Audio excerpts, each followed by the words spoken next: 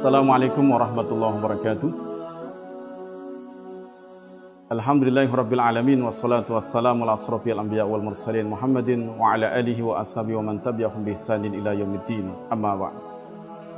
Teman-teman sekalian, saudara-saudara yang dimuliakan Allah, sengaja Allah Subhanahu wa taala menimpakan dua warna kehidupan kepada kita. Ada saatnya kita sukses, ada saatnya kita gagal, ada saatnya kita sehat, ada saatnya kita sakit. Agar Allah Subhanahu wa taala mengetahui tentang hakikat kita. Apakah kita akan menjadi hamba yang bersyukur di saat kita berada di atas? Apakah kita akan tetap menjadi hamba yang bersabar ketika kita berada di bawah? Karenanya kita harus mengedepankan husnuzon, berbaik sangka kepada Allah Subhanahu wa taala. Tidak terkecuali dalam kondisi pandemi wabah virus corona saat ini. Kelihatannya memang menderita, kelihatannya memang menyulitkan kita umat manusia. Seluruh dunia terkena wabah virus corona ini.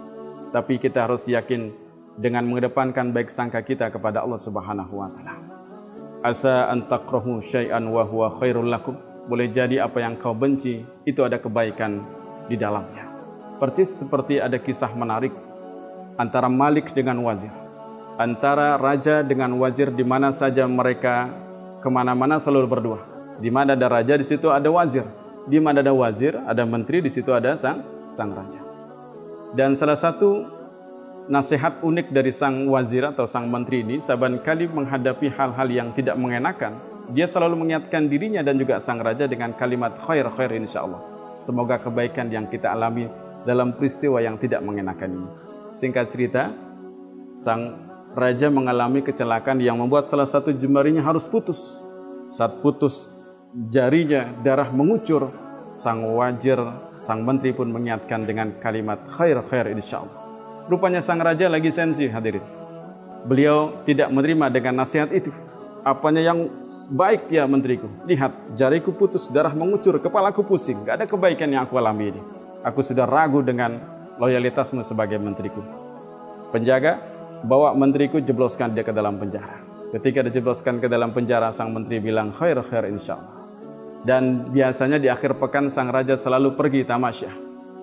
Hingga dia masuk hutan dan singkat cerita dia pun istirahat di sebuah pepohonan yang rindang. Saat terjaga dari istirahatnya, ternyata sang raja sudah dikerumuni oleh para kanibal yang sedang mencari tumbal untuk hari raya mereka. Dapat deh tumbal sang raja, lalu dilaporkan kepada kepala suku. Apa kata kepala suku? Kalian tahu, kalau kita ingin berikan tumbal kepada Tuhan kita, harus yang terbaik. Kalian lihat, coba perhatikan, di tangan tumbal kita ini jarinya ada yang putus, ada yang cacat. Tumbal yang seperti ini tidak layak untuk kita persembahkan kepada Tuhan kita. Lepasin aja tumbal kayak gini. Pergilah sang raja, betapa gembiranya karena dia sudah dibebaskan. Dan dia pun teringat dengan ucapan sang wazir tadi, khair insyaallah. Buru-buru dia kembali ke kerajaan dan menceritakan apa yang dialaminya kepada sang wazir yang di dalam penjara itu. Lalu sang raja pun bertanya kepada sang menteri, kebaikan apa yang kau alami wahai menteriku?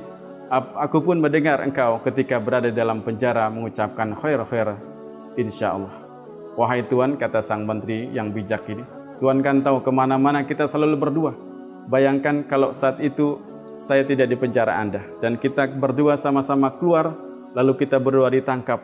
Boleh jadi sayalah yang akan dipilih untuk dicincang-cincang menjadi tumbal di hari raya para kanibal itu. Karena tubuh saya sehat, tubuh Anda ada cacatnya. Begitulah hadirin, apapun yang menimpa kita, kelihatannya menyakitkan, kelihatannya menyulitkan kita, pasti ada kebaikan, bahkan juga pasti akan ada kemudahan dan keselamatan buat kita. Tetap selalu berbaik sangka kepada Allah dan kepada manusia dan kepada semua peristiwa yang kita alami. Assalamualaikum warahmatullahi wabarakatuh.